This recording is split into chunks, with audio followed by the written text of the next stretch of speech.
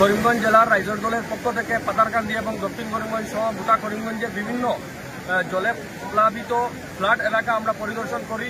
বিশেষ করে আমাদের পাতারকান্দির যে শান্তিপুর সুইচ গেটের এলাকা রয়েছে, এখানে অত্যন্ত ভয়ঙ্করভাবে নদীর বাঁধ ভেঙেছে, যার ফলস্বরূপ গোটা পাতারকান্দি এবং আসিমগঞ্জ এলাকা জলের তলে তলিয়ে যাওয়ার সম্ভাবনা রয়েছে। করিমগঞ্জ জেলা প্রশাসনের দৃষ্টি আকর্ষণ করে আমাদের রাইজর দলের পক্ষ থেকে দাবি জানাচ্ছি, অনতিবিলম্বে এখানে আপনারা যুদ্ধকালীন তৎপরতায় একটা বিহিত ব্যবস্থা গ্রহণ করুন, না হলে জনতা অনেক ক্ষতিগ্রস্ত হবেন। পাশাপাশি অনেক মানুষের ঘরবাড়ি জলের তলিয়ে গিয়েছে, ওদেরকে যাতে উপযুক্ত ক্ষতিপূরণ দেওয়া হয় এবং অনতিবিলম্বে ত্রাণ বিতরণের ব্যবস্থা করা হয়।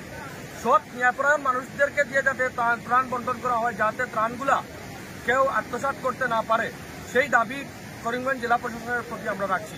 ধন্যবাদ। এবং পাশাপাশি সকল জনসাধারণের প্রতি আমরা দাবি জানাচ্ছি যে আপনারা সজাগ ও সচেতন সতর্ক থাকবেন, নিরাপদ স্থানে আপনারা আশ্রয় নিন এবং অযথা ঘর থেকে যাবেন না। নিজের বাড়ির ছোট ছোট ছেলে মেয়েদের খোঁজখবর রাখবেন, যাতে জলে নিচে কেউ পালিয়ে যেতে পারে বা অন্য কোনো দুর্ঘটনা হতে পারে। সতর্কতা অবলম্বন করে চলাফেরা করবেন। ধন্যবাদ।